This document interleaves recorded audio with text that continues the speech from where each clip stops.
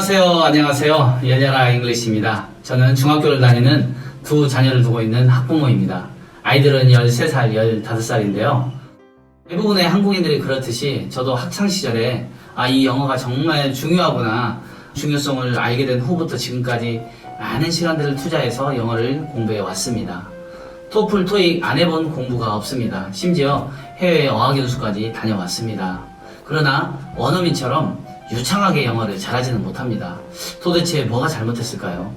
제 머리에 한계입니까? 하하, 그럴 수도 있겠죠.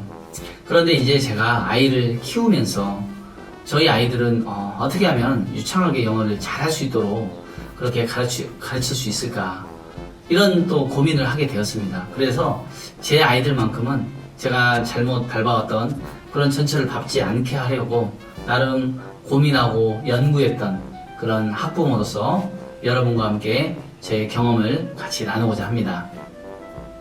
제 학창시절에는 배낭여행이 한창 유행했고, 그래서 저는 해외에 배낭여행을 가려고 마음을 먹으면서 그때부터 저의 부족한 부분이 영어라는 것을 알게 되고 저는 영어를 공부하기 시작했습니다.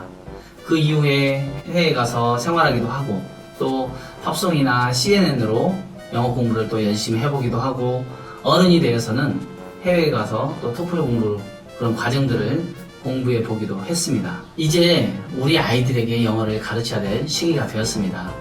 하지만 저희 아이들에게 영어를 가르치는 데 있어서 몇 가지 난관들이 있었습니다.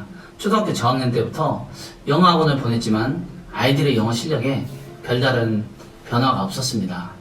아이들 본인도 그렇고 또 저의 생각에도 영어로 듣고 말하는 데 있어서 실력이 바람과 같이 늘지 않아서 늘 답답한 그런 마음이었습니다. 영어를 배우는 환경이 외국이 아니다 보니까 원어민들과 어울리면서 대화할 수 있는 그런 환경을 만들어줄 수가 없었습니다.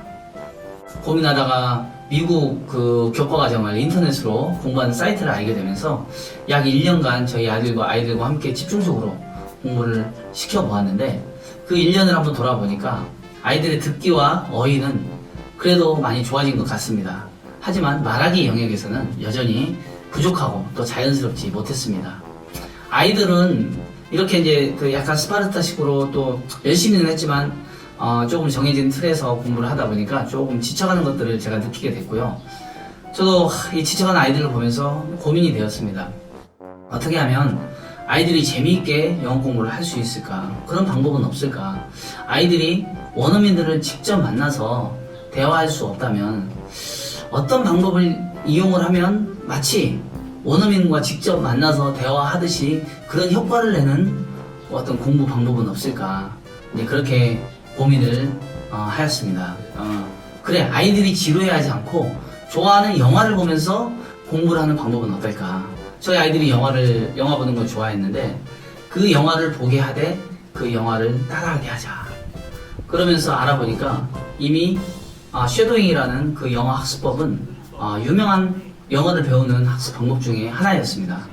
그래서 저도 그 쉐도잉으로 공부하는 그 방법에 대해서 공부를 하고 연구를 한 다음에 저희 아이들도 쉐도잉으로 공부할 수 있도록 그렇게 한번 시켜봤는데, 영화를 보면서 이렇게 그 따라하는 그런 과정들이 아이들에게는 재밌었나 봐요. 그래서 결과는 아주 좋았습니다.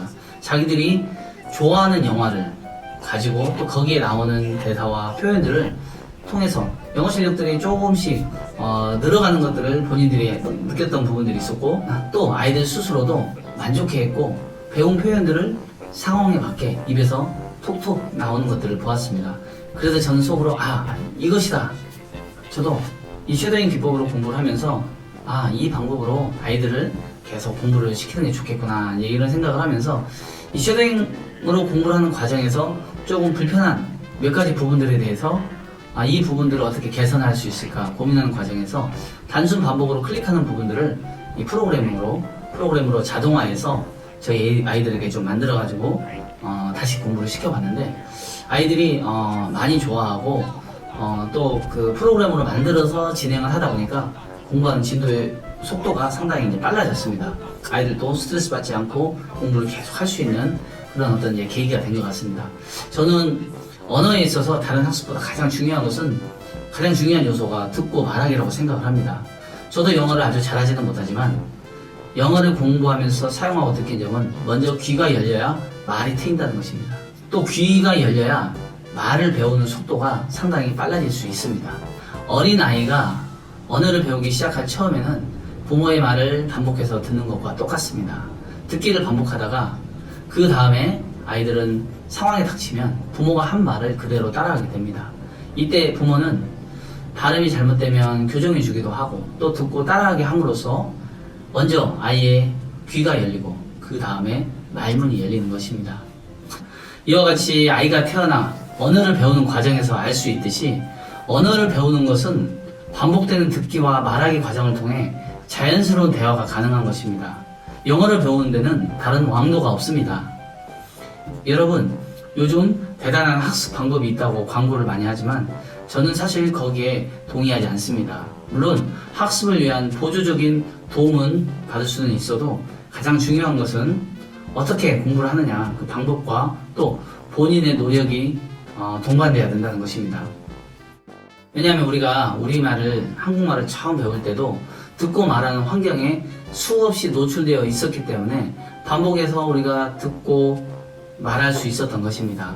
영어도 마찬가지로 듣고 말할 수 있는 환경에 나를 얼마나 노출시키느냐, 이것이 가장 중요할 것입니다.